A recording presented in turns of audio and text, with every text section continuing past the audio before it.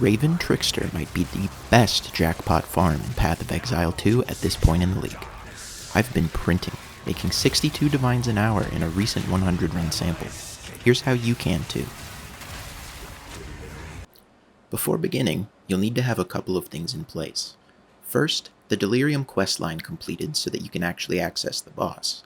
Second, you'll want a strong character with enough DPS to kill the boss quickly. This ensures your runs are as profitable as possible. Once you have these sorted, it's time to actually fight the boss. Load up on Raven's Reflections from Ange and prepare to farm. It's easy to get into a flow state once you know what you're doing, and 100 runs can take as little as 2.5 hours. Let's talk about the run itself. Raven Trickster is a 2-phase fight with a high health pool, about 7 million. He has 2 main attacks to watch out for, a large set of beams that track your position, and a big slam that he unleashes at the beginning of his second phase. Dodge the beams with continuous movement, and the slam by moving to the edge of the arena. Keep in mind that attacks linger after you kill the boss. Here are some essential time-saving tips for your runs. Control-click on the Withered Willow icon on the right side to open the zone faster without actually needing the map to load. Once you actually enter the Paracosm, start moving towards the RP section before the zone actually loads. If you do it correctly, you may be able to skip the slow, forced walk-in animation that otherwise eats a ton of time. These are small savings, but over the course of many runs, they add up hugely and will improve your profit. Let's talk about loot.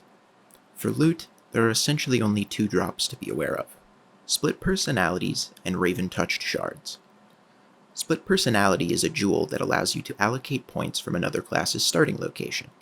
These vary in price pretty dramatically when identified, but currently sell for about 1.5 divines un-ID'd. Raven Touched Shards are a socketable for helmets that enable you to anoint a passive, much like you would on an amulet. They're extremely pricey, about 90D per at time of recording, and are the big ticket item that you farm the boss for. At an estimated 2 to 3% drop rate, this means that a set of 100 runs would have to be very unlucky not to profit. Keep in mind, however, that this is a very high variance farm. A set of 100 runs is a large sample of the boss overall, but a different 100-run batch could easily see 0, 1, or 3 or more shards, which swings the hourly rate significantly.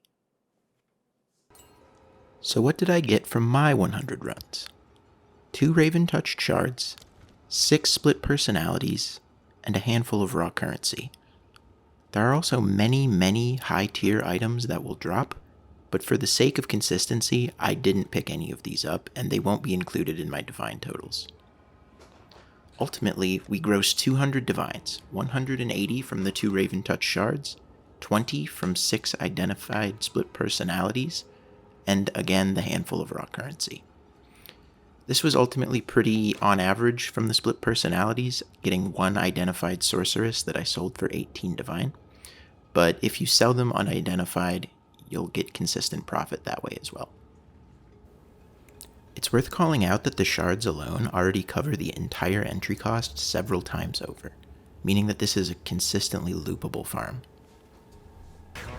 So, to recap, you can farm 100 Raven Tricksters in around 2.5 hours.